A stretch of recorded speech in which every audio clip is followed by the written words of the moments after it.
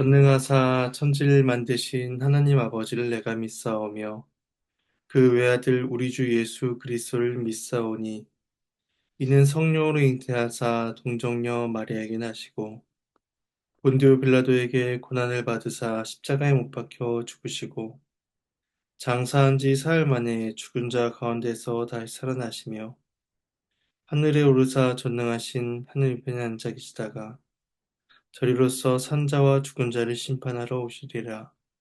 성령을 믿사오며 거룩한 공예와 성도가 서로 교통하는 것과 죄를 사해 주시는 것과 몸이 다시 사는 것과 영원히 사는 것을 믿사옵나이다. 아멘. 찬송가 28장 찬송하시겠습니다.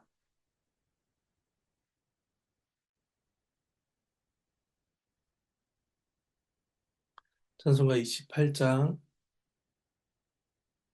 1절과 3절을 찬송하시겠습니다. 함께 찬송합니다. 복의 근원 강림하사 찬송하게 하소서. 한량 없이 자비하심 측량할 길 없도다.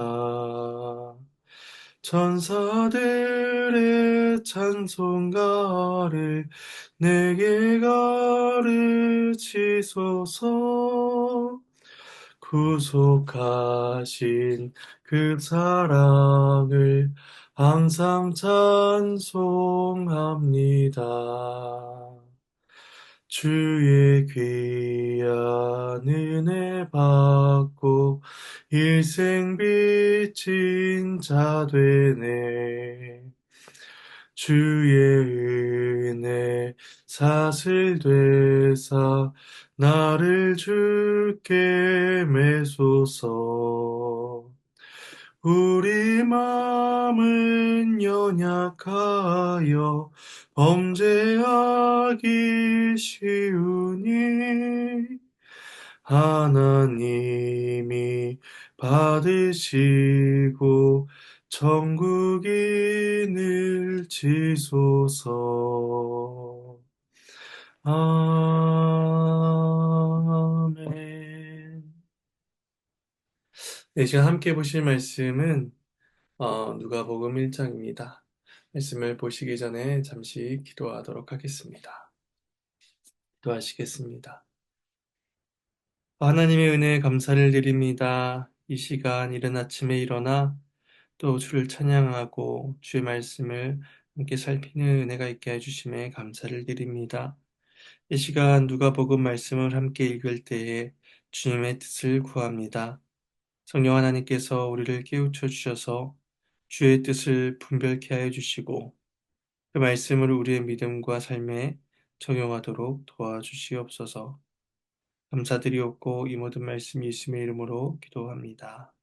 네.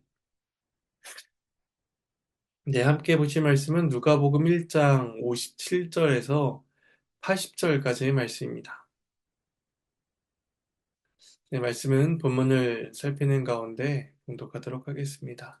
주의 말씀을 함께 나누겠습니다. 오늘 본문은 세례 요한의 탄생과 사가랴의 찬송으로 구성되어 있습니다. 사가랴의 닫힌 입이 열려서 하나님의 구원을 찬양하게 되는데 우리들의 입술이 그렇게 그리스도의 구원을 찬송할 수 있기를 소망합니다. 먼저 57절, 58절 두 절을 봉독하겠습니다. 엘리사벳이 해산할 기한이 차서 아들을 낳으니 이웃과 친족이 주께서 그를 크게 긍휼히 여기심을 듣고 함께 즐거워하더라.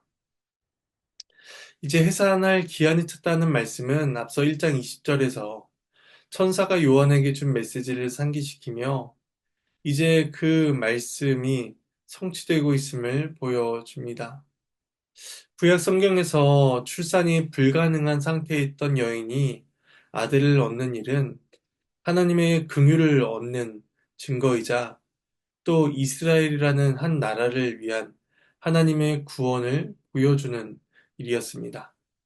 그래서 사라에게는 이삭을 낳게 하셨고, 나오미에게는 이제 룻을 통해서 오벳을 품에 안게 하셨으며, 한나에게는 사무엘을 주심으로써 긍휼의 역사를 보여주셨습니다. 본문의 엘리사벳 역시 나이가 많아 그의 남편 사가랴는 천사의 계시를 믿지 못했습니다. 그러나 하나님께서는 그녀에게 그 가정에 긍휼을 베푸사 아들을 출산하게 하셨습니다. 이 노부부가 출산하여 하나님의 은혜가 베풀어지는 그 현장은 그 은혜를 직접적으로 받은 그 부부뿐만 아니라 그것을 지켜보는 사람들에게도 큰 기쁨을 주기에 충분했습니다. 그리고 사람들의 기쁨은 그 이 아이가 전하는 예수님을 통해서 더 많은 사람들이 누릴 새 시대의 기쁨과 즐거움의 시작이다라고 할 수가 있습니다. 이어서 59절에서 66절까지 말씀을 봉독하도록 하겠습니다. 그 어머니가 대답하이르 8일이 되매 아이를 할례하러 와서 그 아버지 이름을 따라 사가랴라 하고자 하더니 그 어머니가 대답하이르되 아니라 요한이라 할 것이라 하매 그들이 이르되 내 친족 중에 이 이름으로 이름한 이가 없다 하고 그의 아버지께 몸짓하여 무엇으로 이름을 지으려 하는가 물으니 그가 서판을 달라 하여 이름을 요한이라 쓰매 다 놀랍게 여기더라. 이에 그 입이 열리고 혀가 풀리며 말을 하여 하나님을 찬송하니 그 근처에 사는 자가 다 두려워하고 이 모든 말이 온 유대 산골에 두루 퍼지매 듣는 사람이 다 이 말을 마음에 두며 이르되 이 아이가 장차 어찌 될까 하니 이는 주의 손이 그와 함께 하심이로라. 요한이 태어난 지 8일째에 사람들은 이 아이의 할례를 위해서 모였고 또 아이의 이름을 지어주고자 합니다. 할례 의식과 이름을 지어주려고 모인 이 사람들이 누구인지 명확하지 않지만 아마 친족이었을 것입니다. 엘리사벳은 그들이 제안한 사가랴라는 이름을 거부하고 요한으로 지어야 되겠다라고 이제 그렇게 주장을 합니다. 앞서 천사에게서 요한이라는 이름을 들은 사람은 사가랴였지만 그 사건이 매우 놀라운 일이었기 때문에 아마도 당연히 아내에게 그 이름을 전달했을 것입니다. 따라서 엘리사벳이 요한이라는 이름을 고집한 것은 개인적인 선호와 또 아이의 운명에 대한 어떤 소망을 가지고 바람을 가지고 지은 것이 아니라 하나님의 구원 섭리를 바라는 순종의 자세다라고 할 수가 있습니다. 하지만 당시 여성의 지위를 고려할 때에 그녀의 주장은 설득력이 약했던 것으로 보입니다. 이에 사람들은 사가랴의 뜻을 묻고자 합니다. 그들이 몸짓으로 그 이름을 물었다라는 것을 볼 때에 사가랴는 듣지도 못하고 말하지도 못한 상태였을 것입니다.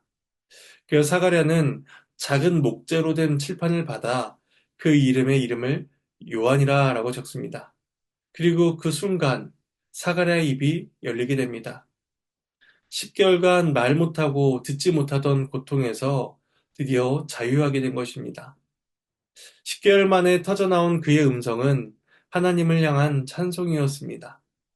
앞서 그 천사의 말씀을 믿지 못한 그 불신에 대한 대가는 침묵이었지만, 이제 그 말씀에 순종하여 요한이라 섰을 때에 그 결과는 찬송으로 터져나오게 됩니다. 그는 약속된 메시아의 오심에 대한 감격과 감사를 이제 고백하게 됩니다. 그리고 이 사건은 금세 온 유대 산골에 퍼집니다. 소문을 듣는 사람마다 사가랴의 찬송을 마음에 깊이 새기게 되었을 것이고 또 그 아이의 장래를 궁금하게 되었습니다. 왜냐하면 주의 손이 그 아이와 함께 한다는 것을 알고 있었기 때문이죠. 주의 손이라는 표현은 하나님의 구원의 행위를 나타내는 표현으로서 사도행전 11장 21절에서는 이렇게 표현을 합니다. 주의 손이 그들과 함께 하심에 수많은 사람들이 믿고 주께 돌아오더라. 이처럼 하나님께서는 권능의 손을 베푸셔서 요한을 사용해 구원 역사를 이끌어 가심을 이제 사람들에게 나타내 보이셨습니다. 이제 67절부터는 사가랴의 찬송이 이어지고 있는데 75절까지 말씀을 봉독하겠습니다. 그 붙인 사가랴가 성령의 충만함을 받아 예언하여 이르되 찬송하리로다 주 이스라엘의 하나님이여 그 백성을 돌보사 속량하시며 우리를 위하여 구원의 뿔을 그 종 다윗의 집에 일으키셨으니 이것은 주께서 예로부터 거룩한 선지자의 입으로 말씀하신 바와 같이 우리 원수에게서와 우리를 미워하는 모든 자의 손에서 구원하시는 일이라. 우리 조상을 긍휼히 여기시며 그 거룩한 언약을 기억하셨으니 곧 우리 조상 아브라함에게 하신 맹세라. 우리가 원수의 손에서 건지심을 받고 종신토록 주의 앞에서 성결과 의로 두려움이 없이 섬기게 하리라 하셨도다. 사가랴는 성령이 충만하여 예언을 합니다. 앞서 1장 15절에서 태중에 있던 요한이 모태로부터 성령이 충만할 것이다 라고 말씀하며 요한의 성령 충만에 대해서 말씀을 하셨고 또 1장 41절에서는 엘리사벳이 성령의 충만함을 받아 그 마리아를 향한 고백을 하는 것을 보게 됩니다. 이제는 사가랴도 성령의 충만함을 받아 진술하고 있는 것입니다. 사가랴는 하나님께서 어떻게 이스라엘을 구원하실지 또 그 일에 있어서 요한은 어떤 사명을 감당할지를 고백합니다. 먼저 이스라엘의 하나님은 찬양을 받으시기 합당하다는 것입니다. 하나님을 찬양해야 하는 이유를 세 가지로 정리해 볼 수가 있는데 첫 번째는 하나님께서 이스라엘을 찾아오셨다, 돌보셨다는 것입니다. 이 돌보다라고 번역되는 동사는 방문하다는 의미를 가지고 있습니다. 대표적으로 출애굽기 3장 16절에서 하나님께서 애굽에 있는 이스라엘을 찾아오시는 장면을 생각할 수가 있습니다. 하나님께서 고통 중에 있는 그들을 기억하시고 그들을 향해 직접 방문하시는 것입니다. 그리고 그들에게 속량, 곧 구원을 베풀어 주시기 때문에 하나님은 찬양을 받으시기에 합당합니다. 두 번째 이유는 하나님께서 우리를 위하여 구원의 뿔을 다윗의 집에 일으키시기 때문입니다. 구원의 뿔은 메시아를 가리킵니다. 그래서 시편 132편 17절에서 다윗의 뿔은 기름 부음 받은 자 메시아로 동일시되고 있습니다. 이렇게 말씀합니다. 내가 거기서 다윗에게 뿔이 나게 할 것이라. 내가 내 기름 부음 받은 자를 위하여 등을 준비하였더라. 구원의 뿔을 통한 하나님의 구원은 옛 선지자들의 입을 통해서 이미 약속된 것이며 우리 원수 또 우리를 미워한 자의 손으로부터 구원하시는 일로서 약속의 성취를 나타내 보이실 것입니다. 지금 사가랴는 그 구원의 때가 요한의 출생으로부터 시작되고 있음을 노래합니다. 그리고 마지막 하나님을 찬양해야 하는 세 번째 이유는 하나님께서 거룩한 언약을 기억하셨기 때문입니다. 언약은 인간이 아닌 거룩하신 하나님께서 세우신 것으로서 신실하신 하나님은 결코 언약을 잊지 아니하십니다. 이 하나님의 언약은 아브라함에게 하신 맹세에 기인하는데 이스라엘 원수들의 손에 건지심으로써 그들을 주 앞에서 성결과 의로서 섬길 수 있도록 그들을 변화시키시고 새롭게 창조하십니다. 이 성결과 의는 하나님을 사랑하고 이웃을 사랑하는 일이 실현 가능하게 해주는 것으로서 거룩한 백성에게 요구되는 마땅한 속성이다 라고 할 수가 있습니다. 그렇게 됨으로써 언약 백성들은 종일토록 하나님 앞에서 두려움 없이 주님만을 섬길 수 있고 또 주님만을 경배할 수 있는 그러한 자세를 갖게 됩니다. 이어 사가랴는 그 아들 요한을 통해서 일어날 하나님의 일을 예언합니다. 76절에서 79절까지 말씀입니다. 이 아이여 네가 지극히 높으신 이의 선지자라 일컬음을 받고 주 앞에 앞서가서 그 길을 준비하여 주의 백성에게 그 죄사함으로 말미암는 구원을 알게 하리니 이는 우리 하나님의 긍휼로 인함이라. 이로써 돋는 해가 위로부터 우리에게 임하여 어둠과 죽음의 그늘에 앉은 자에게 비치고 우리 발을 평강의 길로 인도하시리로다 하니라. 먼저 76절, 77절 두 절은 요한의 사역에 대해서 예언을 하고 있습니다. 이것은 앞서 66절에서 이 아이가 장차 어찌 될까? 라는 그 사람들의 호기심과 또 질문에 대한 답으로서 주어지게 됩니다. 요한은 지극히 높으신 이의 선지자라 불릴 것이며 그리스도보다 앞서가서 주의 길을 준비하는 사명을 감당하게 될 것입니다. 예수님께서는 지극히 높으신 분의 아들이시고 또 요한은 지극히 높으신 분의 선제로서 그 아들의 길을 준비하는 것입니다. 이러한 요한의 사역을 통해서 하나님의 백성들은 죄 용서를 통한 구원에 이르는 그 구원의 지식을 얻게 될 것입니다. 그래서 78절, 79절은 그 요한이 준비한 메시아의 그 구원에 대해서 예언하는 내용입니다. 하나님께서 이스라엘에게 구원을 베푸시는 까닭은 전적으로 하나님께서 그 긍휼하심이 크시기 때문입니다. 이스라엘의 구원받을 자격이 있어서가 아니라 하나님께서 이스라엘을 사랑하셨고 이스라엘을 긍휼히 여기십니다. 사가랴는 이스라엘이 하나님의 긍휼을 맛보는 것을 가리켜 돋는 해가 비친다 라는 그러한 이미지로 생생하게 묘사하고 있습니다. 어둠과 죽음의 그늘에 앉아있던 자들에게 돋는 해가 비춤으로써 그들에게 그 걸어갈 수 있는 평강의 길을 인도하신다는 것입니다. 또한 이러한 돋는 해는 어둠과 죽음의 그늘과 대조가 되어서 메시아가 베푸시는 그 구원의 강력함을 시사해 줍니다. 그리스도는 죽음 가운데 생명의 빛을 베푸실 것이며 죄로 인한 슬픔과 두려움에 빠져 있는 자들에게 평강과 평안의 길을 가르쳐 주실 것입니다. 그러므로 그리스도의 오심은 모든 사람들에게 기쁨의 좋은 소식으로 주어지게 됩니다. 마지막 80절 말씀을 봉독하겠습니다. 아이가 자라며 심령이 강하여지며 이스라엘에게 나타나는 날까지 그 빈들에 있으니라. 하나님의 말씀입니다. 하나님께 감사합니다. 요한의 성장 과정을 마지막에서 간략하게 진술합니다. 아마도 요한은 제사장의 후손으로서 성전 근처나 레위인들에게 할당된 성읍에서 지내야 했을 것입니다. 때 본문은 그가 빈들에 거하였다라고 그렇게 진술합니다.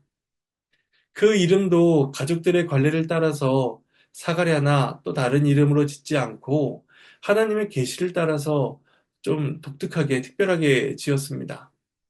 그런데 이제 타락한 성전의 권력으로부터 가장 먼 곳 광야에서 지내면서 메시아의 길을 준비하고 있다라는 것입니다. 아마도 그는 광야에서 자신의 정체성을 확립했을 것이며 또한 영적으로 주 앞에 훈련을 받으며 자신이 감당해야 할 사명을 그렇게 준비했을 것입니다. 이러한 요한의 성장 기사는 이제 이어질 메시아의 등장을 기대하고 또 소망하게 만듭니다. 제 말씀을 정리하겠습니다. 긴 침묵 끝에 성령이 충만하여 쏟아낸 그 사가랴의 예언은 구약 이후로 이어진 긴 침묵 끝에 터진 이스라엘을 향한 하나님의 선언과 같았습니다. 어둠과 죽음의 그늘에 앉아 소망 없이 살아간 자들에게 생명의 빛을 비추어 그들에게 평강과 샬롬을 허락하겠다라는 그런 하나님의 선언과 같은 그 사가랴의 고백인 것입니다. 이것을 위해서 하나님은 거룩한 언약을 기억하고 계셨고 친히 그 백성을 찾아오셨으며 이제 구원의 뿔을 높이 들어 올리십니다. 그리고 요한은 주 앞에 가서 그 길을 준비하며 죄사함의 구원을 알게 하는 사명을 감당하는 일을 하게 됩니다. 그 요한의 탄생은 단순히 사가랴와 엘리사벳의 수치를 면하게 하신 한 가정의 기쁨으로 주어진 것이 아니라 그것을 넘어서서 하나님의 구원 역사 속에서 쓰임을 받도록 하나님께서 그를 부르고 계셨던 것입니다. 마찬가지로 하나님께서는 우리를 구원하고 계시며 우리를 주의 백성으로 부르시고 계십니다. 그런데 이것은 개인의 안위와 개인의 영광만을 위한 것이 아니라 성결과 의로서 두려움 없이 주를 섬기도록 우리를 부르고 계신 것입니다. 죄 속에서 뒹굴던 자들이 거룩하고 의로운 백성으로 주 앞에 살아가도록 우리를 그렇게 새롭게 만드신 것입니다. 그러므로 우리는 그리스도께서 베푸신 구원의 은혜를 맛보며 우리 각자에게 주어진 그리스도의 책임과 역할을 충성되게 감당해야 하는 것입니다. 그러한 때에 자기 백성을 돌보사 속량하신 이스라엘 하나님을 찬송하는 일이 우리의 심령 가운데 있게 될 것입니다. 우리를 구원하사 주를 섬기게 하신 그 하나님의 높으신 은혜를 찬양하는 복된 은혜가 있기를 간절히 소망합니다. 이 시간 주님께서 가르치신 기도로 마치도록 하겠습니다. 하늘에 계신 우리 아버지여, 이름이 거룩히 여김을 받으시오며 나라가 임하시오며 뜻이 하늘에서 이루어진 것 같이 땅에서도 이루어지이다. 오늘 우리에게 일용할 양식을 주시옵고 우리가 우리에게 죄진 자를 사해 준 것 같이 우리 죄를 사해 주시옵고 우리를 시험에 들게 하지 마시옵고 다만 악에서 구하시옵소서. 나라와 권세와 영광이 아버지께 영원히 싸움나이다. 아멘.